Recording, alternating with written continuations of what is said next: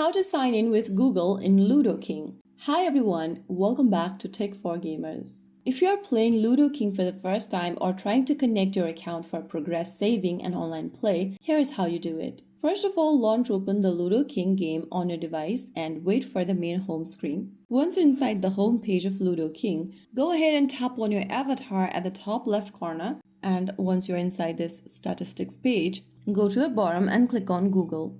Now, get ready to enter your Google account's credential, that is your email and then your password, or you can also choose an existing account from the menu. I'm just going to enter a new account credential, type in your email address or your phone number in the text box and click Next. Once you tap on Next, on the next page, enter your password for your email account, and once you do that, you'll be able to sign in to Ludo King with Google. Just make sure that you enter your Google account's credentials correct and you'll be good to go. Once connected, you are successfully signed in with Google. Now you can save your progress, play online with friends, restore your account anytime.